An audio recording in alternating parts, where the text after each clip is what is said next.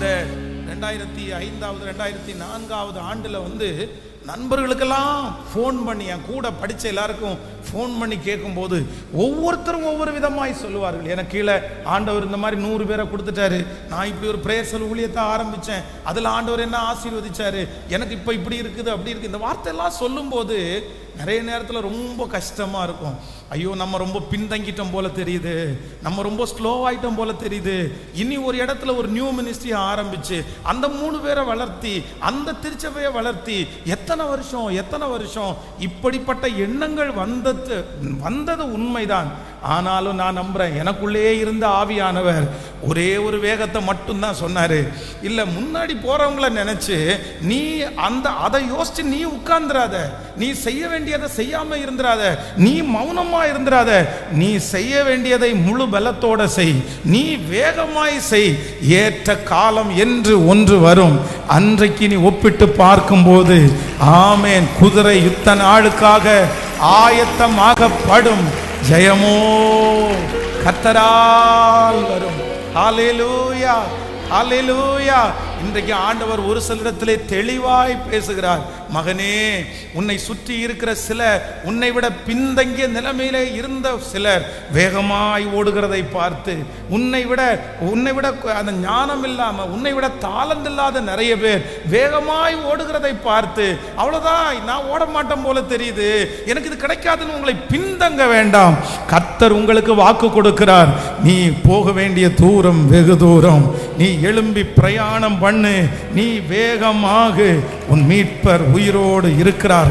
நிச்சயம் நடக்கும், நிச்சயம் நடக்கும். சுற்றி உள்ள கண்கள் அதை பார்க்கும். உங்களை விட வேகமாய் ஓடினவர்கள் பார்ப்பார்கள். கர்த்தர் பார்க்க வைப்பேன் என்று கர்த்தர் வாக்கு கொடுக்கிறார். கைகளை அசைத்து ஒரு ஹல்லேலூயா சொல்லலாம். சிலருக்கு பார்த்தீங்க அப்படின்னு சொன்னா, அவங்க கை வச்ச உடனே சிலது டக்குன்னு அவங்களுக்கு நடந்துடும்.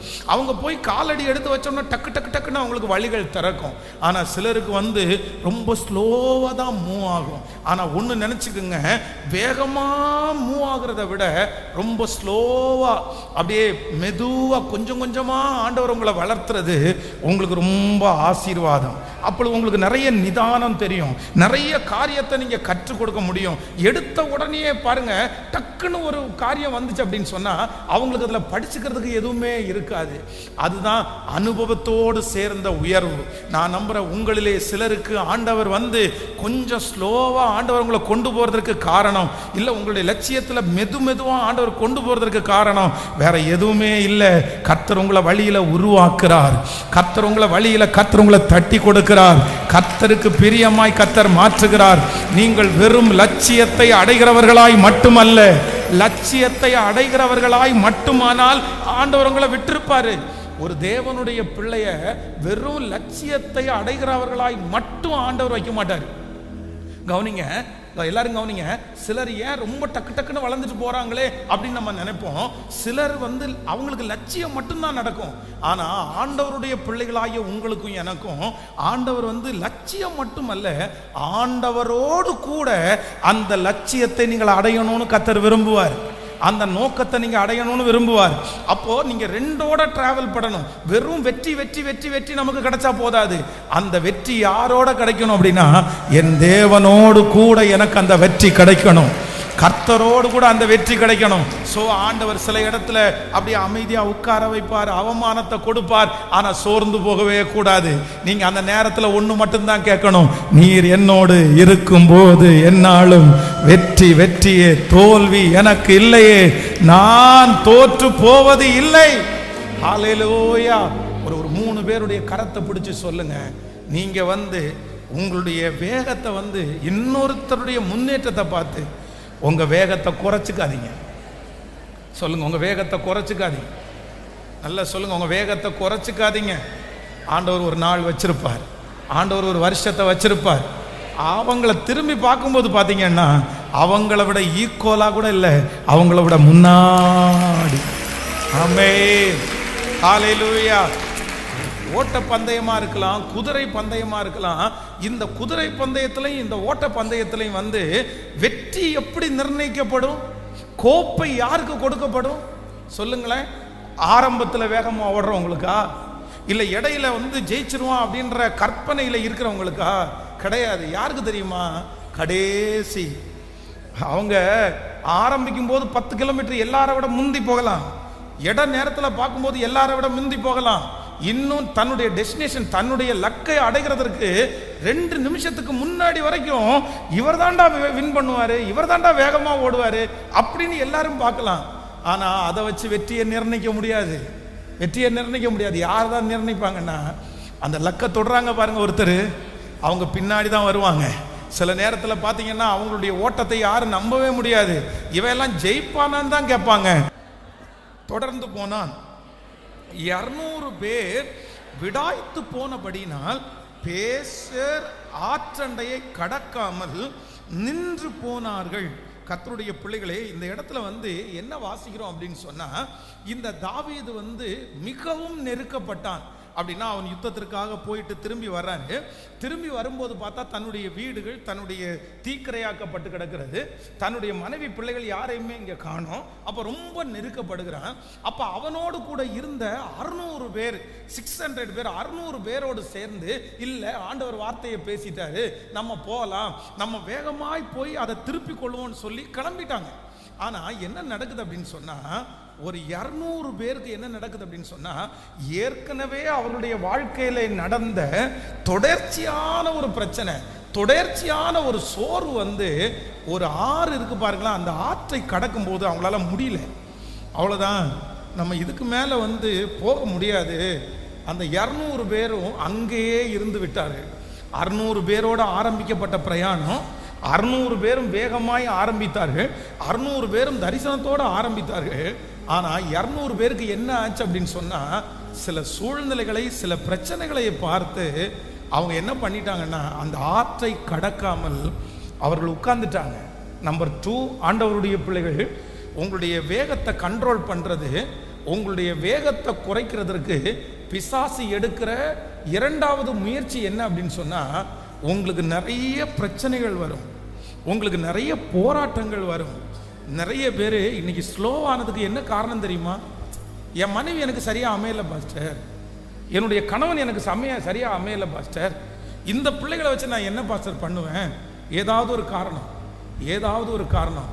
ஆனால் ஒரு தேவனுடைய பிள்ளை, நீங்கள் பெரிய லட்சியத்தை அடையணும்னா, பெரிய லக்கை அடையணும்னா, உங்களுக்கு நீதிமான்களுக்கு வரும் துன்பங்கள் எப்படி இருக்குமாமா? ஒன்றா இருக்காது. நீதிமான்களுக்கு வரும் துன்பங்கள் அநேகமாக இருக்கும், பிரச்சனைகள் அநேகமாக இருக்கும். உலகத்தில் யாருக்குமே வரக்கூடாதது யாருக்கு வரும் சொல்லுங்க? இல்லை, நிறைய பேருக்கு வாயில் வரமாட்டேங்குது. நம்ம வராதுன்னு பிரசங்கம் கேட்போம். இல்லை இல்லை இல்லை, ஆண்டவர் உங்களை ஒரு பெரிய நோக்கத்திற்காக அழைப்பார். ஆனால் யாருக்கும் வராத பிரச்சனை உங்களுக்கு வரும். சம்பந்தமே இல்லாத பிரச்சனை உங்களுக்கு வரும். உங்களுக்கும் அந்த பிரச்சனைக்கு சம்பந்தம் இருக்காது, ஆனால் உங்களுக்கு வரும். அந்த நோய்க்கும் உங்களுக்கு சம்பந்தம் இருக்காது, ஆனால் வரும். எல்லா பிரச்சனைகள் வந்தாலும் நீங்கள் உங்களுடைய வேகத்தை என்ன பண்ணக்கூடாது அப்படின்னு சொன்னால், என் பிரச்சனைக்காக என்னுடைய வேகத்தை நான் என்ன பண்ண மாட்டேன். சத்தமாக சொல்லுங்க, முழு பலத்தோடு சொல்லுங்க. நான் ஒரு நாளும் குறைப்பதே இல்லை, நான் ஒரு நாளும் குறைப்பதே இல்லை. வேலைக்கு கிளம்பி ரெடியாக இருக்கும்போது, ஆஃபீஸுக்கு போகிறதுக்கு கிளம்பி ரெடியாக இருக்கும்போது, பிஸ்னஸை பார்க்குறதுக்கு கிளம்பி ரெடியாக இருக்கும்போது, ஒரு பெரிய பிரச்சனை குடும்பத்தில் வெடிக்கும். ஃபேமிலிக்குள்ளே ஒரு பெரிய ப்ராப்ளம் வரும். உடனே நிறைய பேர் என்ன தெரியுமா, துணியெல்லாம் சட்டையெல்லாம் கழட்டி போட்டு கடை, என்ன பண்ணுறது, நீ சண்டை போட்ட நான் போகல, பிரச்சனை நான் போகல, இது நான் போக மாட்டேன், நான் போக மாட்டேன். இப்படி இந்த மாதிரி சூழ்நிலைக்கெல்லாம் நீங்கள் உட்கார்ந்துட்டீங்கன்னா, கண்டிப்பாக சொல்கிறேன், நீங்கள் என்ன பண்ண முடியாது அப்படின்னா, வேகமாய் ஓட முடியாது.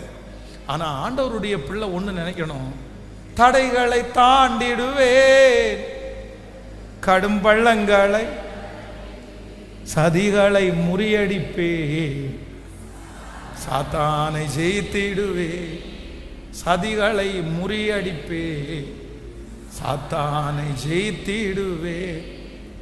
இருக்கும், அந்த பிரச்சனை வரத்தான் செய்யும், அந்த சூழ்நிலைகள் வரத்தான் செய்யும்.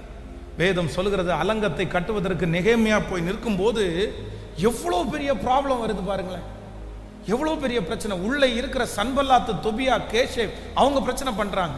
உள்ளுக்குள்ளே இருக்கிறவங்களுக்குள்ளே வாக்குவாதம் வருது. எல்லாருமே ஓஞ்சு போய் அவங்கவுங்க உட்கார்ந்துட்டாங்க. ஆனால் எல்லாரும் அமைதியாக, எல்லாரும் சோர்ந்து போய் உட்கார்ந்தாலும் தரிசனம் உள்ளவருக்கும் பிரச்சனை இருக்குது, தரிசனம் உள்ளவருக்கும் பசிக்குது, தரிசனம் உள்ளவருக்கும் உணர்வுன்ற ஒன்று இருக்குது. ஆனால் தரிசனம் உள்ள ஒரு நபருக்கு என்ன வந்தாலும் அவரை என்ன பண்ணாதுன்னா உட்கார வைக்குவது. சொல்லுங்க, உட்கார வைப்பது இல்லை. கைகளை அசைத்து ஒரு ஹல்லேலூயா சொல்ல. நான் பெருமைப்படுத்துவதற்காக அல்ல, ஒரு சின்ன சாட்சியை உங்களுக்கு சொல்லுகிறேன். நான் பழைய திருச்சபையில் இருக்கும்போது ஒரு 2010 வருஷம், 2010 வருஷத்தில் பார்த்தீங்க அப்படின்னு சொன்னால் உச்சம் தலை முதல் உள்ளங்கால் வரைக்கும் எனக்கு நிறைய பருக்கள் வந்துச்சு, நிறைய கொப்பளம், அம்மை வியாதியை போல் ரொம்ப பெரிய பெரிய பெரிய புண்ணு, உச்சந்தல்லேருந்து உள்ளங்கால் வரைக்கும் புண்ணு இல்லாத இடமே இல்லை. அப்போ நான் படுத்த படுக்கையாக இருக்கிறேன். இப்போ எதுவும் எங்கேயும் வெளியே போக முடியல, எந்த ஊழியும் செய்ய முடியல. அப்போ என்ன பண்ணேன் அப்படின்னு சொன்னால், நான் இந்த தலையில் எத்தனை புண்ணு இருக்குது அப்படின்னு ஒன்றொன்னா கையை வச்சு என்ன பண்ணேன் அப்படின்னா அப்படியே எண்ண ஆரம்பித்தேன். எண்ணி அந்த ஒவ்வொரு புண்ணுக்கும் நான் என்ன ஜோம் பண்ண செய்யணும்னு நான் சொல்லலை. என்ன ஜோம் பண்ண அப்படின்னு சொன்னால், இது எனக்கு ரொம்ப கொடுமையான வலியாக இருக்குது, என்னால் தாங்க முடியாத வலியாக இருக்குது, இதை ஏன் அனுமதிச்சிங்கன்னு தெரில, ஆனால் இந்த ஒரு புண்ணுக்கும் ஒவ்வொரு ஆத்துமாக்களை எனக்கு தாங்க ஆண்டவரே, இது ஒவ்வொன்றும் ஆத்துமாக்களாக எனக்கு வரணும் ஆண்டவரே. ஸோ அந்த படுத்த அந்த இடத்துல வச்சு அந்த ஒன்றொன்னா அதுக்கு ஜோம் பண்ணேன். இன்னைக்கு நான் நினைக்கிறேன், அதுக்காக நீங்கள் வந்தீங்களோ என்னமோ தெரில. ஆமேன்னு சொல்லுங்க. அப்போ ஆண்டவருடைய பிள்ளைகளே, சிலருக்கு என்ன வந்துச்சுன்னா, மனைவி ஏதாவது ஒரு வார்த்தை சொல்லிட்டாங்கன்னு வச்சுங்களேன், ஆமாம் உனக்கு வீடு கட்டி உன்னை கொட்டாரத்தில் உட்கார வைக்க போகிறேன் நான். மனைவி ஏதாவது ஒரு வார்த்தை சொன்ன, ஆமாம் உனக்கு நான் கார் வாங்கி உங்களை சொகுசாக நான் கூட்டிகிட்டு போகிறேன், நான் சம்பாரித்து உங்களை ஓஹோன்னு வைக்க போகிறேன். நான் பண்ண மாட்டேன். கணவனார் ஏதாவது ஒன்று சொல்லிட்டாருன்னா, ஆமாம் உங்களுக்கெல்லாம் அவிச்சு கொட்டணும்னு நினைக்கிறீங்களா, நான்லாம் செய்ய மாட்டேன், எனக்கெல்லாம் ஒன்றும் வரக்கூடாது, நான்லாம் அவ்வளோதான். இப்படிப்பட்ட மனுஷனுக்கு செஞ்சு என்ன பிரயோஜனம்? ஏதாவது பிள்ளைகள் சொல்லிட்டாங்கன்னா, ஆமாம் ஒன்னெல்லாம் வச்சு என்ன பண்ணுறது, அவ்வளோதான். ஏதாவது ஒன்று வந்துச்சுன்னா உடனே அவங்க குறுக்க நிற்கிறது என்ன அப்படின்னா, நான் ஓட மாட்டேன், நான் செய்ய மாட்டேன், நான் சம்பாதிக்க மாட்டேன், நான் பெரிய வெற்றியை பார்க்க மாட்டேன், அவ்வளோதான் முடிஞ்சிருச்சு, இவங்களே என்னை ஏமாத்திட்டாங்க, இவங்களே என்னை விட்டு போயிட்டாங்க, இவங்களே என்ன காயப்படுத்திட்டாங்க, இவங்க இல்லாத உயர்வு எனக்கு எதுக்கு, அப்படியே டவுன் ஆயிடுவாங்க. நான் சொல்றேன், இப்படி டவுன் ஆகிற ஒரு தேவனுடைய பிள்ளை கண்டிப்பாக கர்த்தர் கொடுத்த லட்சியத்தை அடைய, சத்தமா சொல்லுங்க, கேட்கல, நீங்க ஓடணும். எதன் மத்தியில தான் ஓடணும்? எதன் மத்தியில தான் ஓடணும்? பிரச்சனையின் மத்தியில தான் ஓடணும். எனக்கு ஓனர் திட்டாரு, நான் இனி மூஞ்சிலே முடிக்க மாட்டேன். என்ன, யாருக்கு நஷ்டம்? எனக்கு டீச்சர் சரியில்லை, நான் ஸ்கூலுக்கே போக மாட்டேன், யாருக்கு நஷ்டம்? யாருக்கு நஷ்டம்? சூழ்நிலைகளை பார்த்து, பிரச்சனைகளை பார்த்து உங்க வேகத்தை என்ன பண்ணக்கூடாது, குறைக்கவே கூடாது, குறைக்கவே கூடாது. ஒரு இளம் பிள்ளையை பறிகொடுத்த ஒரு போதகரை ஒரு நாள் சந்தித்தேன். அந்த பிள்ளை நைட்டு படுக்க போகும்போது ஒரு நாள் கூட அப்பாவுக்கு முத்தம் கொடுக்காம போய் படுத்து தூங்கினதே இல்லை அந்த பையன். அவ்வளவு ரொம்ப நெருக்கமான பிள்ளை. 10th படிக்கும்போது ஆக்சிடென்ட்ல இறந்துட்டாங்க. இவர் ஒரு நல்ல ஊழியக்காரர். அவ்வளோதான். எல்லாரும் என்ன நினைச்சிட்டாங்க அப்படின்னு சொன்னா, இதோட அவருடைய ஊழியம் முடிஞ்சிருச்சு, இதுக்கு மேல அவர் ஊழியம் செய்ய மாட்டார் அப்படின்னு நினைச்சாங்க. ஏன்னா அவ்வளோ பெரிய பாசம் அந்த பிள்ளை மேல. அமைதியா இருந்தார். 3 மாதம் வெளியிலே அவர் தெரியல, 6 மாசம் வெளியே தெரியல. ஆனா திரும்ப அடுத்த 1 இயர்ல திரும்ப மறுபடியும் எழுப்பி நின்றார். சரி பரவாயில்ல, ஆண்டவர் ரொம்ப விசுவாசிக்க ஆரம்பிச்சார். அந்த பிள்ளை உயிரோடு இருந்தா அவர் என்ன ஊழியம் செய்வாரோ அதை விட 10 மடங்கு ஊழியம் செய்ய ஆரம்பித்தார்.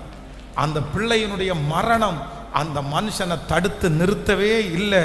தடைகளை தாண்டி முன்னேறி கர்த்தருக்கு இன்றைக்கு பார்த்தீங்கன்னா அவ்வளோ பெரிய தேவனுடைய மனுஷனாய் கர்த்தர் அவரை வச்சிருக்கிறார். அதனால ஆண்டவருடைய பிள்ளையே, இங்கே இருக்கிற யாரோ ஒருத்தரத்தில் ஆண்டவர் பேசுறாரு. யார்கிட்ட பேசுறாருன்னு தெரியல. உங்க ஓட்டம் எதனால நின்றுச்சுன்னு தெரியல. என் கால் முடியாதுன்றதுனால என் ஓட்டம் நிற்க முடியாது. என்னுடைய சரீரத்தில் பலவீனமாக இருக்குது அப்படின்றதுக்காக ஓட்டம் நிற்கக்கூடாது. யாரோ ஒருத்தர் என்னமோ சொல்லிட்டாங்க அப்படின்றதுக்காக என்னுடைய ஓட்டம் நிறுத்தக்கூடாது. தொடர் தோல்விகள் மாறி மாறி மாறி மாறி பிரச்சனை பிரச்சனை பிரச்சனை வந்ததுனால என்னை பின்னாடியே இழுக்குது பாஸ்டர், பின்னாடியே இழுக்குது பாஸ்டர். அதனால நான் முன்னாடியே போகவே கூடாது போல தெரியுது. முன்னாடி போனா தானே பிரச்சனை, இது எனக்கு போதும் அப்படின்ற மனப்பான்மையில யாராவது ஒருத்தர் இந்த சத்தத்தை கேட்டுக்கொண்டிருந்தால் உங்களுக்காக தான் ஆவியானவர் பேசுறாரு. இல்ல, நீ போக வேண்டிய தூரம் வெகு தூரம், நீ வேகப்படுத்து, நீ தட்டி கொடு, நீ ஓடு, நீ எழும்பு. இல்ல, நான் உன்னை கொண்டு செய்வேன். உனக்கு ஒரு வளர்ச்சியை கர்த்தர் தருவார், உங்களுக்கு ஒரு பெருக்கத்தை கர்த்தர் தருவார். உங்கள் பிள்ளைகள் எழும்பி பாக்கியவதி என்று சொல்லுவார்கள், பாக்கியவான் என்று சொல்லுவார்கள். ஹல்லேலூயா, ஹல்லேலூயா. தொடர் தோல்விகளை தாண்டி நான் என்ன பண்ணணும் அப்படின்னா வேகமா ஓடணும். இந்த சவுலுக்கு மாறி மாறி மாறி பிரச்சனை வந்த உடனே ஸ்டாப், அவ்வளோதான், அவனுடைய ஓட்டம் அதோட நின்றுச்சு. ஆனால் கர்த்தர் இன்னைக்கு நம்ம கிருபையா இருக்கிறார். ஹல்லேலூயா. தடைகளை தாண்டிடுவே, பாடும் கள்ளங்களை கடந்திடுவே, மலைகளை தாண்டிடுவே, காடும் பள்ளங்களை கடந்திடுவே, பாடுவோம் சாதிகளை முறியடிப்பே, சாத்தானை ஜெயித்திடுவே, சாதிகளை முறியடிப்பே, சாத்தானை ஜெயித்திடுவே. கைகளை மேல, நீர் என்னோடு இருக்கும் போது என்னாலும் வெற்றி வெற்றியே, நீர் என்னோடு இருக்கும் போது என்னாலும் வெற்றி வெற்றி. தோல்வி எனக்கில்லை, தோல்வி எனக்கில்லையே, நான் தோற்று போவதில்லையே, தோல்வி எனக்கில்லையே, நான் தோற்று போவதில்லை. திரும்ப திரும்ப தோல்வி எனக்கில்லை, நான் தோற்று போவதில்லையே. ஹல்லேலூயா. வியாதி வந்தது, கிறிஸ்தவ மதத்தினுடைய எதிர்ப்பாளர்கள் வந்தார்கள், கெட்ட வார்த்தை பேசுகிறவர்கள் வந்தார்கள், குடிகாரர்கள் வந்தார்கள், குடும்பத்திலே சூழ்நிலை வந்தது, பர்சனலா பலவீனம் மன கஷ்டம் எல்லாமே வந்துருச்சு. சைக்காலஜிக்கலாக பாதிக்கப்படுகிற அளவு வரைக்கும் வந்துருச்சு. ஆனால் இன்றைக்கு வரைக்கும் பலிபீடத்தில் நிற்கும்போது அவ்வளோதான், அந்த நேரத்தில் கொஞ்சம் சோர்வாக இருக்கும், ஒரு 2-3 நாள் ரொம்ப கஷ்டமாக இருக்கும், ரொம்ப பாரமாக இருக்கும். ஆனாலும் கிறிஸ்துவுக்குள்ளே எங்களை வெற்றி சிறக்க பண்ணுகிற கர்த்தர் அப்படியே ஒரு நாள் தாண்டின உடனே, 2 நாள் 3 நாள் தாண்டின உடனே இப்படியே நீ இருந்துடலாமாப்பா, இப்படியே இருந்துடலாமா, எந்திரி ஓடு, உன் தேவன் உன்னோடு கூட இருக்கிறார், நீ இருந்து போராடு, பரவாயில்ல, எல்லாம் சாதகமாய் அமையும், எல்லா காரியங்களும் கைகூடி வரும். இன்றைக்கு வரைக்கும் ஆவியானவர் என்ன அப்படி தான் நடத்துகிறார். உங்களையும் ஆண்டவர் நடத்துவதற்காக கர்த்தர் அழைக்கிறார். இந்த தொடர் தோல்விகளை பார்த்து சோர்ந்தே போகாதீங்க, சோர்ந்தே போகாதீங்க. என்னை பலப்படுத்துகிற கிறிஸ்துவினால் எல்லாவற்றையும் செய்ய எனக்கு, சொல்லுங்க பார்க்கலாம், ஒரு 10 டைம் சொல்லுங்க, என்னை பலப்படுத்துகிற கிறிஸ்துவினால் எல்லாவற்றையும் செய்ய எனக்கு, என்னை பலப்படுத்துகிற கிறிஸ்துவினால் எல்லாவற்றையும் செய்ய எனக்கு பலன் உண்டு, என்னை பலப்படுத்துகிற கிறிஸ்துவினால் எல்லாவற்றையும் செய்ய எனக்கு பலன் உண்டு, என்னை பலப்படுத்துகிற கிறிஸ்துவினால் எல்லாவற்றையும் செய்ய எனக்கு பலன் உண்டு. ஹல்லேலூயா. நம்பர் 3, மூன்றாவதாக, மறந்துட மாட்டீங்கன்னு நம்புறேன், மறந்துட மாட்டீங்கன்னு நம்புறேன். இன்னைக்கு இந்த மாதத்தில் மே மந்த் ஆண்டவர் உங்களுக்கு கொடுத்த செய்தி என்னன்னு கேட்டால் ஸ்பீடு. என்னது? சத்தமா எல்லாரும் சொல்லுங்க. எப்படி இருக்கணுமாமா? ஸ்பீடாக வண்டி ஓட்டி கொண்டு போய் மோத சொல்லலை.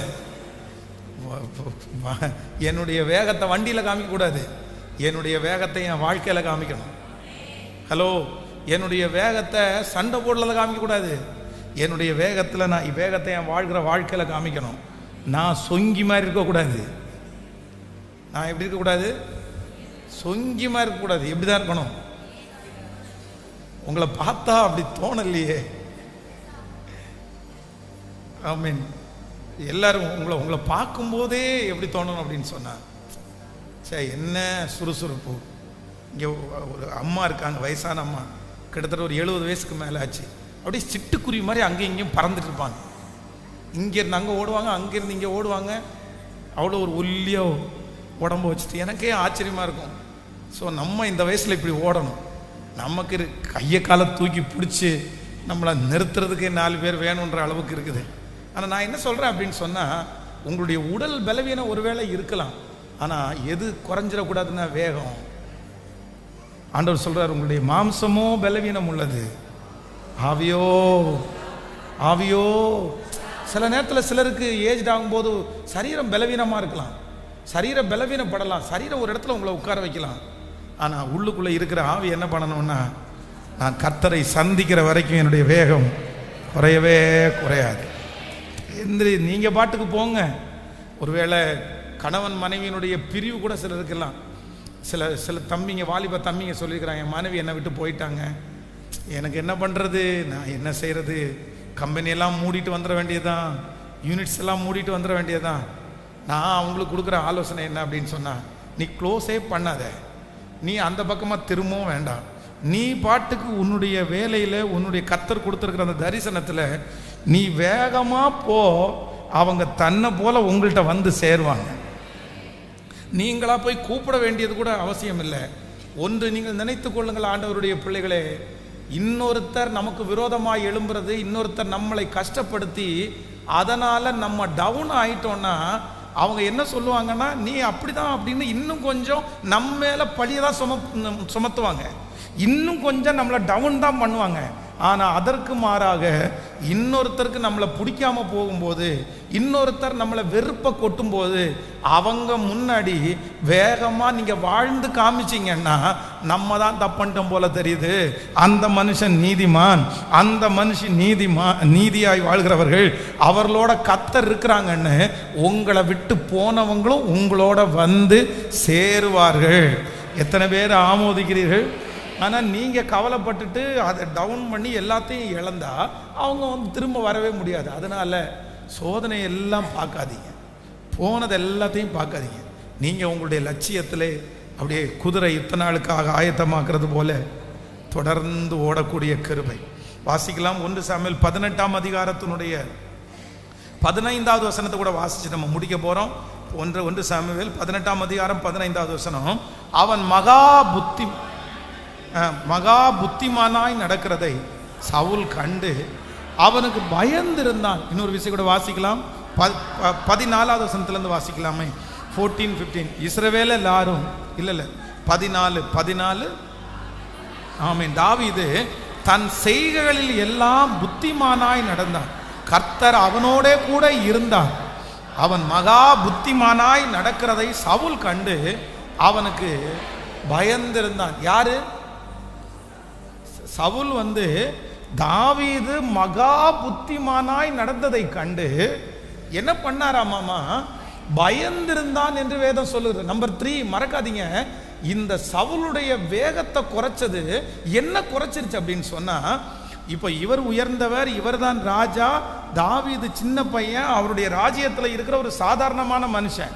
ஆனால் இந்த பையனிடத்தில் இருக்கிற டேலண்ட்டை பார்க்கும்போது, இந்த பையனிடத்தில் இருக்கிற திறமைகளை பார்க்கும்போது, இந்த சவுலுக்குள்ள என்ன வருது அப்படின்னா, ஒரு தாழ்வு மனப்பான்மை வருது, ஒரு இன்ஃபீரியாரிட்டி வருது. ஐயோ, அவன் ரொம்ப நல்லா இருக்கிறான், அவன் ரொம்ப நல்லா பேசுகிறான், அவனால் நிறைய பண்ண முடியுது, என்னால் பண்ண முடியல. உடனே இந்த மனுஷனுக்கு என்ன குறையுது அப்படின்னு சொன்னால், அப்படியே வேகம் அப்படியே தன்னை போல குறையுது. ஆண்டவருடைய பிள்ளைகள் ஒன்று நினைத்து கொள்ளுங்கள், கர்த்தர் சொல்லும்போது ரொம்ப தெளிவாக சொல்கிறாரு, இல்லாத பலத்தோட போ, மற்றவங்களுடைய பலத்தோட கம்பேர் பண்ணி போ, அவனை மாதிரி போ, இவனை மாதிரி போ அப்படின்னு சொல்லலை. கர்த்தர் சொல்லும்போது என்ன சொல்கிறாரு அப்படின்னு சொன்னால், இருக்கிற உனக்கு என்ன தெரியுமோ, கேட்கல, என்ன தெரியுமோ அதை முழு பலத்தோட செய், முழு ஈடுபாடோட செய், ஞானத்தை கர்த்தரிடத்தில் கேட்டு செய்யுங்கள். ஆனால் இவருக்கு என்ன தோணுது அப்படின்னு சொன்னால், நான் சொல்கிறேன், 1000 பேர் உங்களை விட டேலண்டான பர்சன் இருந்தாலும், பெரிய படிப்பாளிகள் இருந்தாலும், பெரிய கோடீஸ்வரர்களே இருந்தாலும், உங்களுக்கு ஒரு நம்பிக்கை வேணும். என்ன நம்பிக்கை அப்படின்னா, உங்களை ஒரு இடத்துல கர்த்தர் தலைவனா மாத்திட்டாருன்னா ஆண்டவர் அந்த தலைவனுக்குரிய சகல அபிஷேகத்தையும் உங்களுக்கு தருவார். அவங்க எவ்வளவு டேலண்ட் ஆனவங்களா இருந்தாலும் அவர்களை பார்க்கலும் கர்த்தர் நம்மை நம்புகிறார். அவர் சொல்லி தருவார். அவர்கள் நம்மை மேற்கொள்வதற்கு ஒரு நாளும் ஆண்டவர் நம்மை விடவே மாட்டார். அதை ஒரு தேவனுடைய பிள்ளை என்னாலும் என்ன பண்ணிடக்கூடாதுன்னா தாழ்மையா இருங்க. ஆனா தாழ்வு மனப்பான்மையா இருக்காதீங்க.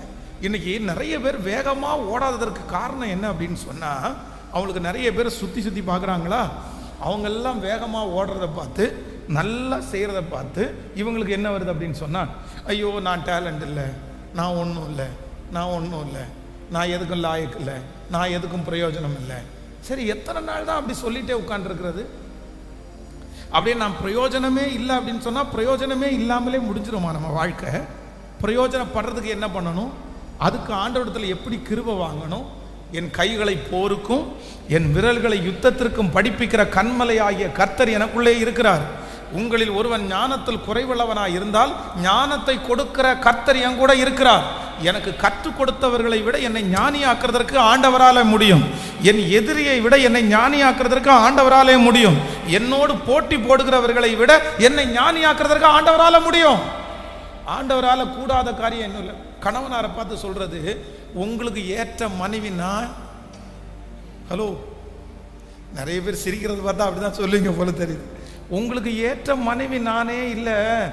நீங்க ஒரு நல்ல பொண்ணை கல்யாணம் பண்ணியிருக்கலாம், நீங்க ஒரு படிச்ச பிள்ளைய பார்த்து கல்யாணம் பண்ணியிருக்கலாம், நீங்க ஒரு அழகான அப்படியே கலரா அப்படியே ஒரு பணக்கார பொண்ணா கல்யாணம் பண்ணியிருக்கலாம்.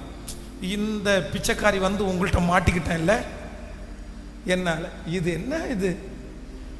நிறைய சில கணவனார் கூட அப்படிதான், ஆமா நான் உனக்கு ஏற்ற புருஷனே இல்லை, ஏற்ற இதே இல்லை. ஏன் அப்படின்னு சொன்னா, நிறைய பேர் அப்படியே தங்களையே என்ன பண்றாங்கன்னா ரொம்ப டவுன் பண்ணி, நான் அப்படி ஒன்றும் இல்லைன்ற தாழ்மை நமக்கு இருக்கிறத தவற இல்லை. ஆனா ஒன்றை நீங்கள் எப்பொழுதுமே நினைத்து வைத்துக் கொள்ளுங்கள், எது எனக்கு இல்லைன்னாலும் எனக்கு கற்றுக் கொடுக்கிற ஒரு ஆண்டவர், காலைதோறும் என்னை தட்டி எழுப்புகிறவர், கல்விமானின் நாவை போல என்னை திரும்ப பேச வைக்கிறவர் என் கூட இருக்கிறார். அல்லேலூயா. மோசே ஆண்டவரே எனக்கு பேச தெரியாதுன்னு சொன்ன உடனே சரிப்பா விட்டுருப்பா அப்படின்னா சொன்னாரு.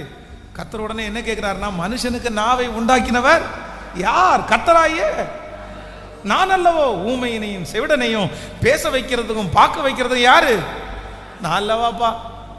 இன்னைக்கு நிறைய பேரை பார்த்தா ஆண்டவர் அந்த வார்த்தை, நான் இல்லப்பா, உனக்கு நாவை உண்டு பண்ணது நான் அல்லவா, இந்த குடும்பத்தை இணைச்சது நான் அல்லவா, இந்த வேலையை உனக்கு கொடுத்தது நான் அல்லவா, இந்த அளவுக்கு உன்னை கொண்டு வந்தது நான் அல்லவா, இதுவரைக்கும் உன்னை நடத்துவதற்கு உண்மையானால், இதுவரைக்கும் நடத்த முடிந்தால், இந்த இடத்தை உங்களுக்கு கொடுப்பாரானால், அந்த இடத்தினுடைய சகல காரியத்தையும் செய்கிறதற்கு வல்லமையும் திறமையும் அபிஷேகத்தையும் உங்களுக்கும் எனக்கும் தருவதற்கு நம்புறவங்க நல்ல கரங்களை தட்டி முழு பலத்தோடு கூட ஹல்லேலூயா, ஹல்லேலூயா. என்னுடைய வேகத்தை எதற்காகவும் குறைச்சிடவே மாட்டேன். நான் எதற்காகவும் குறைச்சிடவே மாட்டேன். நான் என்னுடைய டேலண்ட் இல்லைன்றதுக்காக நான் குறைச்சிட மாட்டேன். தவறுகள் வரும்போது அதை திருத்தி கற்றுக்கொள்வதற்கு நான் முயற்சி எடுக்கிறேன். ஆனால் நான் என்ன ஆக போகிறேன் அப்படின்னு சொன்னால், கழுகை போல கர்த்தருக்கு காத்திருக்கிறவர்கள் புது பலன் அடைந்து தங்கள் செட்டைகளை அடித்து உயரே எழும்புவார்கள். அவர்கள் நடந்தாலும் அவர்கள் சோர்ந்து போகுவது இல்லை. அவர்களை சோர்ந்து போக பண்ணுவதற்கு ஒரு மனிதனாலும் கூடாது, யாராலும் கூடாது. எத்தனை பேர் ஆமோதிக்கிறீங்க?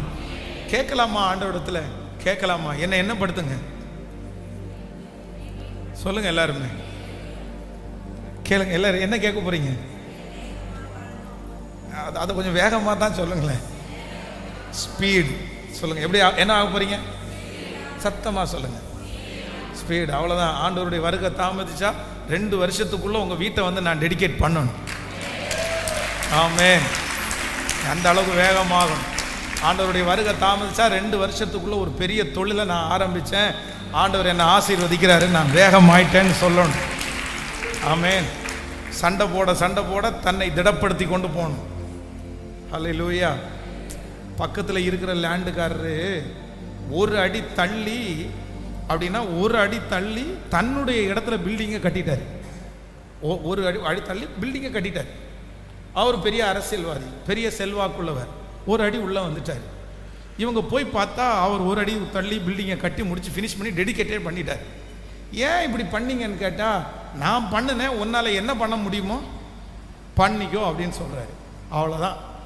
எல்லா வேலையும் விட்டுட்டு நீ எப்படி இப்படி பண்ணலான்னு அவரோட சேர்ந்து போராட போய் சண்டை போட போய் 2-3 டைம் ஃபெயிலியர் ஆகி மனசு நொந்து போய், இந்த மனுஷ வர்க்கமே இப்படி தான், நீ அழிஞ்சிருவ, நீ ஒன்றும் இல்லாமல் போயிடுவேன்னு அவருக்கு சாபம் கொடுத்து தன்னுடைய வாழ்க்கையை நஷ்டப்படுத்தி அந்த இடத்த ரொம்ப கம்மி பணத்துக்கு விற்று அந்த பணத்தையும் வக்கீலுக்கு செலவு பண்ணி இன்னைக்கு ஒன்றுமே இல்லாமல் இருக்கிற ஒரு குடும்பத்தை பார்த்து அப்படியே மனசு உடஞ்சே போச்சுன்னு. அவங்களுக்கு ஆதாரத்துக்கு இருந்தது அந்த ஒரே ஒரு இடம் தான். சரி, நான் என்ன பண்ணுறேன் அப்படின்னா, ஒரு அடி உள்ளே வந்துட்டான். எப்பா உன் கூட சண்டை போடுறதுக்கு நம்மளால் முடியல, நம்ம ஒன்று அதை பெற்றுக்கொள்றதுக்கு போராடணும். பெற்றுக்கொள்றதுக்கு போராடுற அளவுக்கு எதிரி சாதாரணமானவன் அல்ல. சரி, யெகோவா ஈரே, கர்த்தர் பார்த்து கொள்ளுவார். ஒரு அடி வச்சிருக்கிறியா, நீ வச்சுக்கோ போ. கர்த்தர் எனக்கு இந்த ஒரு அடிக்கு பதிலாக 100 அடியை கர்த்தர் எனக்கு தருவார். அவரால் கொடுக்க முடியாது ஒன்றும் இல்லை அப்படின்னு மனசில் ஒரு தைரியத்தை வளர்த்துருச்சு.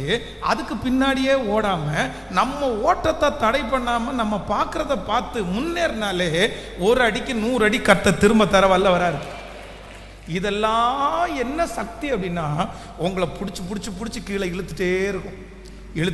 அவ்வளவு இந்த உலகத்தில் அவ்வளவு சீக்கிரமாக எல்லாம் முன்னேறிட முடியாது. எல்லா பக்கமும் பிசாசு உங்களை இழுப்பான். ஏன்னா நீங்க முன்னேறினீங்கன்னு வைங்களேன், நீங்க தான் பெரிய சாட்சிகள். என்ன பண்ணுவீங்க? இப்போ நீங்க முன்னேறினீங்கன்னா நீங்க மேடையில் வந்து என்ன சொல்லுவீங்க? ஐயோ நான் முன்னேறிட்டேன் அப்படின்னு சொல்லுவீங்க. கர்த்தர் என்னை வளர்த்தினார், கர்த்தர் என்னை முன்னேற்றினார், நான் வெறுங்கையாய் வந்தேன், கர்த்தர் இன்னைக்கு பரிவாரத்திற்கு தகப்பனாய் மாத்தினார். அந்த மகிமையெல்லாம் யாருக்கு போகும் சொல்லுங்களேன்? நம்ம நல்லா இருந்தா மகிமை கர்த்தருக்கு போகும். அப்போ நம்ம நல்லா இருக்க விடக்கூடாதுன்னு பிசாசு எவ்வளவு உங்களை பின்னாடி இழுக்க முடியுமோ அவ்வளவு பின்னாடி இழுப்பான். அதை எந்த விதத்துல எப்படி வர்றானே தெரியாது. ஆனா ஆண்டவருடைய பிள்ளைகள் இன்றைக்கு ஒரு தீர்மானம் எடுக்கணும். இதுவரைக்கும் அவனுடைய கட்டுக்குள்ள நான் அடங்கி இருந்தேன், ஆனா இனி என்ன பிரச்சனை வந்தாலும் என் ஓட்டத்தை தடுப்பதற்கு, என்னுடைய விஷனை தடுப்பதற்கு ஒருவராலும் முடியாது. நான் முன்னேறி செல்லக்கூடிய கிருபையை எனக்கு தருகிற கர்த்தர் என்னோடு கூட இருக்கிறார். ஹல்லேலூயா. சோ எழும்பி நிற்கலாமா? எல்லாரும் எழும்பி நின்று இந்த 2வது வாரத்திலையும் ஆண்டவர் சர்ச்சில் இருக்கிற பிள்ளைங்க, ஆன்லைன்ல இருக்கிற பிள்ளைங்க எல்லாரோடையும் ஆண்டவர் பேசி இருக்கிறார். ஒரு 10 டைம் சொல்லிட்டே எழும்புங்க. ஸ்பீடா எழும்புங்க. ஆமென். ஸ்பீடா, வேகமா நீங்க எழும்புறத பார்த்து தான் கண்டுபிடிக்க முடியும் எந்த அளவுக்கு நீங்க போக போறீங்க அப்படின்னு சொல்லி. ஆமென். ஹல்லேலூயா. கர்த்தர் வேகமா இருக்க அழைத்திருக்கிறார். ஆண்டவர் உங்களை வேகமா இருக்க அழைத்திருக்கிறார். அதே போல வேகமா சர்ச்சுக்கும் வரணும். 6 மணிக்கு ஆராதனை அப்படின்னு சொன்னா 5:30 மணிக்கு வேகமா வரணும். 5:45 எழும்பி 6 மணிக்கு எழும்பி ஸ்லோவா, அந்த பல்லுக்கு வலிக்கின்றது மாதிரி தேய்க்க கூடாது. பல் விளக்கும் போது எப்படி விளக்கணும்? ஸ்பீடா. வாலிப தங்கச்சிங்க தம்பிங்க எல்லாம் கிடைக்கிறீங்களா? நீ வளரக்கூடிய பிள்ளை, நீ உயரக்கூடிய பிள்ளைன்றதை உங்கள் வீட்டில் இருக்கிறவங்க எல்லாம் கண்டுபிடிக்கணும். அப்படியே டக்குன்னு போய் எடுத்து கொடுக்கணும், வேகமாக எடுத்து கொடுக்கணும், அதை கொண்டு போய் வைக்கணும். இந்த மாதிரி ஒரு பிள்ளையை பார்க்குறது எவ்வளோ பெரிய மகிழ்ச்சி தெரியுமா? எவ்வளோ பெருமை தெரியுமா? ஆண்டவரே பெருமைப்படுவார். எனக்குள்ளே என்ன கொடுங்க? எனக்குள்ளே உங்கள் பிஸ்னஸ் ஒரு 5 மடங்கு இந்த ஆண்டு முடிகிறதுக்குள்ளே பெருசாகணும். ஏன்னா சொல்லணும், நீங்கள் இந்த மே மந்தில் நடந்த இந்த கூட்டத்தில் நான் அட்டன் பண்ணேன். ஆண்டவர் என்னை என்ன படுத்தினார்? என்னை வேகமாக்கினார். வெளிநாட்டில் சுவிட்சர்லாந்து அங்கே ஒரு ஊழியத்திற்காக போயிருக்கும்போது அங்கே ரொம்ப காஸ்ட் ஜாஸ்தி. அப்படின்னா நம்ம எல்லாம் போய் நம்ம ஊரில் இருக்கிற பணத்தை வச்செல்லாம் அங்கே வாழவே முடியாது. நம்ம ஊர்லேருந்து 100 ரூபா கொண்டு போனால் அங்கே 1 ரூபா, அந்த மாதிரி ரொம்ப காஸ்ட்லி. எல்லாமே காஸ்ட்லி தான். இங்கே உள்ள சம்பாத்தியத்தை வச்சு அங்கே வாழ முடியாது. அங்கே உள்ள சம்பாத்தியத்தை வச்சும் வாழ்றது கடினம். ஆனால் அங்கே இருக்கிறவங்க நிறைய பேரை கேட்டு பார்க்கும்போது எப்படி இவ்வளோ காஸ்ட்லியான இந்த ஊரில் உங்களால் எப்படி சர்வே பண்ண முடியுதுன்னு கேட்டால், ஒரு பர்சன் 3 வேலை 4 வேலை செய்வாங்களாம். 3 வேலை 4 வேலை செய்வாங்க. எனக்கு ரொம்ப ஆச்சரியமாக இருந்துச்சு. இங்கே முடிச்சோன்னா அங்கே. அதே போல் இந்த மணிஷ் நகர் பகுதியில் நான் குடியிருக்கும் போது அந்த வீட்டுக்கு பக்கத்தில் உதவி செய்கிறதுக்கு அப்படின்னு சொன்னால், ஏதாவது கொஞ்சம் நம்ம ஏதாவது உதவி எதாவது கேட்டானா உதவி செய்கிறதுக்கு ஒரு சிஸ்டர் அந்த ஏரியாவில் இருக்காங்க.